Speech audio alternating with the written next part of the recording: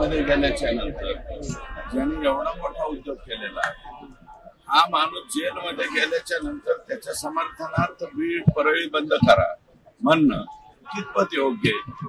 नाविन्यपूर्ण म्हणजे नवीन पायंडा पाडे। इसके बाद जो भी जेल में जाएगा उसके लिए हम तुम्हारे साथ है म्हणून आता शहर बंद करून टाक।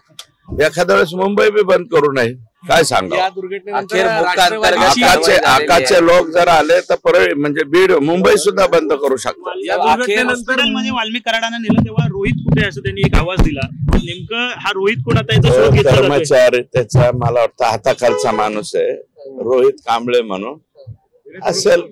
रोहित कुठे काही मदतीला वगैरे लागत असेल पोलीसच्या गाडीत बसून नेला ना मग तो तिथून। कुटुंबियांनी असं म्हटलं की सुरेश धस हे या प्रकरणात हा जो हत्या प्रकरण घडला त्याच्या 2 दिवस आधी वाल्मिक कराडांना येऊन भेटले असं नाव त्यांच्या कुटुंबाने। वाल्मिक कराडांना मी नाही भेटलो, असं नाव कुटुंबाने केलं। भेटलो नाही वाल्मिक कराड। माझं काय वाईट काय होतं वाल्मिक कराडा बरोबर माझे चांगले संबंध होते ना, पण वाल्मिक कराड ह्या पद्धतीने माणसं मारायला लागलो त्याचं समर्थन करायचं का?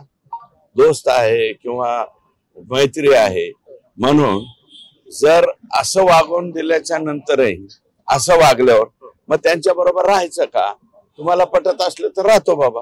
जसे पण दोन मंत्री झाले बीडमध्ये, जसं मंत्रीपद मिळालं नाही म्हणून त्यांची धडपड सुरू आहे असा आरोप केलाय वाल्मिक कराड यांच्या पत्नीने। अजित पवार यांच्या राष्ट्रवादीची बीड जिल्हा कार्यकारिणी बरखास्त केली गेली कशामुळे? या सगळ्या प्रकरणात हो मग आता ऍक्शन घेणार ना माननीय अजित दादा।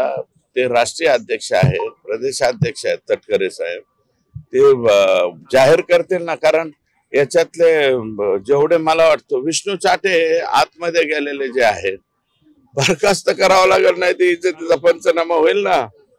ते तालुक्याचे अध्यक्ष होते राष्ट्रवादीचे, बरेच मला वाटतं पक्षाचे लोक यांचे जे आहेत यांच्यावरती अनेक गुन्हे बिने असलेलेच लोक असतील, झंटा फांटा सगळे। मग आता ते रद्द करणार नाही तर काय करतील? नाही, वाल्मिक कराडांच्या पत्नीने तुमच्यावरती आरोप केला की तुम्हाला मंत्रिपद मिळालं नाही म्हणून तुमची धडपड चालू आहे। त्या माऊलीच्या बाबत मला काही बोलायचं नाही। मंत्रिपद हे ते कसं मिळतं काय मिळतं तुम्हाला माहिती, आणि मी मंत्रिपद नाही मिळालं म्हणून नाराज कुठे आहे?